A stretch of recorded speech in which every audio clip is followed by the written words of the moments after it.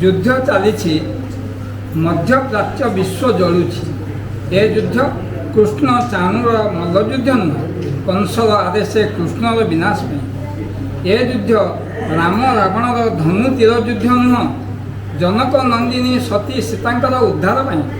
ଏ ଯୁଦ୍ଧ କୌରବ ପାଣ୍ଡବଙ୍କ ମହାଭାରତ ନୁହଁ, ଭାଇ ଭାଇର କଳହରୁ ନିଜ ରାଜ୍ୟର ଅଧିକାର ପାଇଁ। ଏ ଯୁଦ୍ଧ ଠେଙ୍ଗା ବାଡ଼ି ପ୍ରସ୍ତର ଅସ୍ତ୍ରଶସ୍ତ୍ରର ବି ନୁହଁ, ଯାହା ଦିନେ ଆଦିମ ମଣିଷ ଆପଣେଇଥିଲା ନିଜର ଖାଦ୍ୟ ବାସଗୃହର ସୁରକ୍ଷା ପାଇଁ। ଏ ଯୁଦ୍ଧ ନୁହେଁ ଗ୍ରୀକ୍ ବୀର ଆଲେକ୍ଜାଣ୍ଡାରଙ୍କର ବିଶ୍ୱ ବିଜୟ ପାଇଁ ଅଥବା ହଜାର ହଜାର କଳିଙ୍ଗବାସୀଙ୍କର ସମ୍ରାଟ ଅଶୋକଙ୍କ ବିରୋଧରେ ରଣହୁଙ୍କାର। ଏ ଯୁଦ୍ଧ କୌଣସି ଦେଶର ଅଖଣ୍ଡତା, ସ୍ୱାଧୀନତା ଅଥବା ସାର୍ବଭୌମତ୍ୱ ପାଇଁ ନୁହେଁ, ବରଂ ଏ ଯୁଦ୍ଧ ସ୍ୱାଧୀନ ରାଷ୍ଟ୍ରମାନଙ୍କର ସ୍ୱାଭିମାନର ଯୁଦ୍ଧ। ଏ ଯୁଦ୍ଧ ସ୍ୱାଧୀନ ରାଷ୍ଟ୍ରମାନଙ୍କର ସ୍ୱାଭିମାନର ଯୁଦ୍ଧ, କୃତ୍ରିମ ବୁଦ୍ଧିମତ୍ତା, AI ଓ କ୍ଷେପଣାସ୍ତ୍ରର ଯୁଦ୍ଧ, ରାଜନୀତି, ରାଷ୍ଟ୍ରନୀତି, କୂଟନୀତି, ଅର୍ଥନୀତିର ଲଢ଼େଇ।